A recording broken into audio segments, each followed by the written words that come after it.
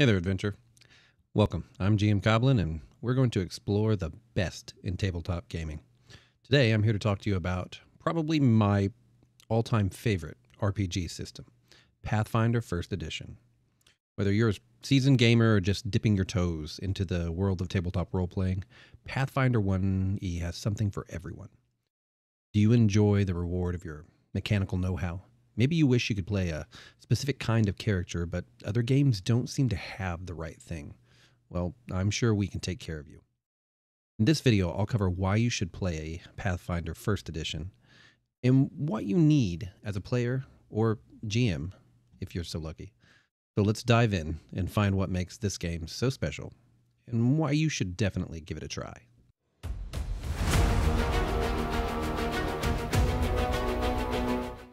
Now, a lot of people have gone less mainstream with their TTRPGs this last year or so, with the OGL debacle and some companies using AI instead of real writers and artists.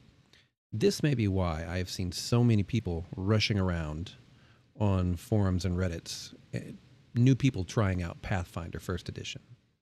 But before we get started, don't forget to like, subscribe, and leave a comment below sharing your favorite Pathfinder First Edition memory if you have one, or questions, and hit the notification bell so you don't miss the next video.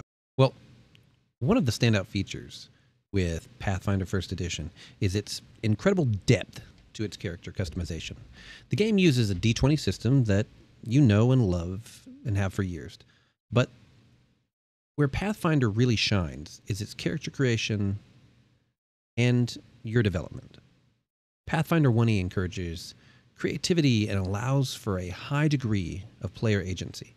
You can craft complex backstories, devise unique strategies to your character, and truly make him your own. Imagine being able to build a character exactly the way you want. With Pathfinder 1E, you can choose from a wide variety of races, classes, archetype, which break down and can completely change how a class feels. Feats, skills. You want to play a spell-slinging cursed shadow elf with alternate racial lineages, sorcerer with undead bloodline? Go for it. How about a stealthy rogue who specializes in disabling magical traps from across the room? You got it. You want to be your favorite elemental-wielding bald kid, setting out on a hilarious adventure with antics along with your friends in hopes of possibly saving the world? Yeah, you can kind of do that too. Using different stats for skills or abilities, casting, traits, the possibilities are nearly endless. And that's what makes every game session unique and exciting, even after all these years I've been playing. Another reason to love Pathfinder First Edition is the rich lore and world building that comes with it, and from diving into this new setting if it's your first time. The game is set in the fantastical world of Golarion, a place brimming with diverse cultures and deities and epic adventures and history. Whether you want to explore ancient ruse of Osirian, navigate the political intrigue of Taldor, or battle demons in the World Wound, there's a deep story waiting for you.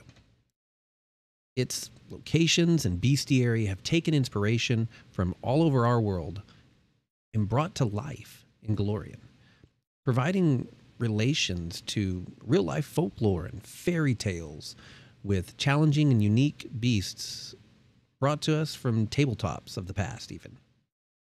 Monsters in the bestiary come with not only in-depth description and a lot of character in their functionality and how they work, but also most of the time have not only appearance descriptions, so we know how to introduce them to our characters, but also many times insights into the creatures themselves that will help us as game masters integrate them into the world so it's seamless.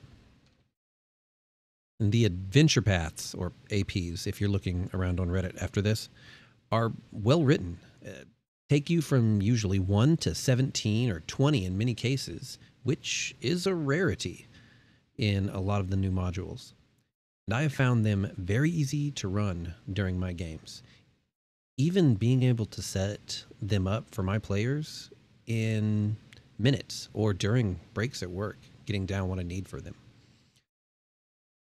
Their APs have inspired video games and people too scared to try out new systems into making their personal goal to bring said modules, like Rise of the Rune Lord, to other settings because of how well they were written and how iconic, or how much they fell in love with them when they first went through them. In fact, some of your favorite groups that say play on Thursdays got their start with characters, world, and lore in Pathfinder. Paizo has published tons of source books, adventure paths, and modules that provide detailed settings and thrilling plots. This means that you have a treasure trove of content to draw from, making it easy to keep your campaigns fresh and engaging for years. One of the complaints with the Pathfinder system is there's too much math, too many rules. Well, the answer to too many a mechanical question you want can probably be found with the assistance of the search function or a jaunt through still breathing forums. It is also what can hold the lawyer arguments at bay. Knowing there is a rule for most things when the complaints come in is a way to fall on solid ground when you're a wayward game master. Or change it, you roll from the hips. Having 10 years of background to build on has helped solidify those rules into a stable system for your players and you to build on. You've played multiple games, or like I have in multiple D&D editions over the decades, the layout will seem very familiar. Instead of the easy but hard cap of advantage or disadvantage on most things, there's a scale that is far more forgiving and allows you to make up for the differences. Plus, all game systems have their sets of rules that we occasionally have to look up, no matter who you are. And since most things can be contained in a numerical 2, 4, or 5 range, it makes it easy to remember and to use that as a general rule just on the fly. And do you like magical items? Maybe you want more than a few your DM hands out by the time you've reached double digits.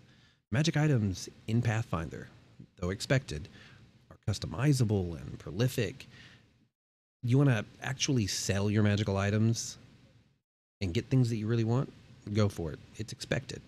Allowing that old feel of carrying around wealth and power, along with the considerable gains that it adds to your character, or the lore and the history that comes with finding and getting to carrying around all of these magical items or relics and have a story to attach to your character with them, and them still not break the game.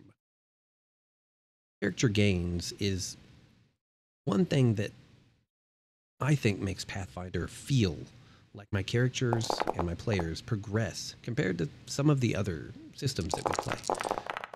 Average damage per round, the average AC moving more than a few points beyond where you start at level 1.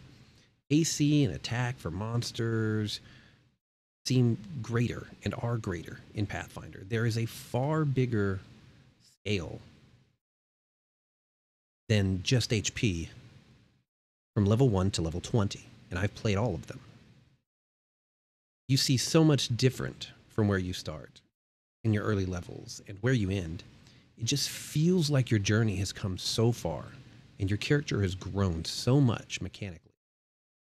On top of all of the time that you've spent and all of the RPing that you've been able to cultivate. But I know some people, they don't like jumping around new systems, or they've gone through all the different books, or they've bought one system and another. But if you want to play a new system, you're not going to have to spend a lot of money. Not a single cent, actually. You want to look over the rules, classes, and all available content outside of the actual adventure paths. You can just look online. Head over to d20pfsrd.com or the archives of Nethys. Both have everything from the official rules that were first printed in the player's handbooks to third-party material. Everything you need to make characters and look up all the rules. It will have every item, every monster, every feat, every class and archetype with reference to where it came from and all linking abilities you need right there on those websites. And I know people that have played Pathfinder for years, don't have a single book. And if you like what you see, you can still get the books 15 years later in some cases. You can get them to print from Amazon, or you can find them on eBay or used bookstores. If you're just going to be a player and you want an actual book, just grab the player's handbook and you will have everything you need, from core character options to all the rules you need to play, along with equipment and money systems. It will have everything you need. And then you can still jump into Pathfinder content on PFSRD or Nethys and deep dive if you want character build that's not in the core book. On the GM side, pick up the GameMaster guide and a bestiary as well, and you will be set. Just those books, and you can give your party of friends endless weekends of adventure. You can always start off following a tried and true AP like Rise of the Rune Lord or one of the many others.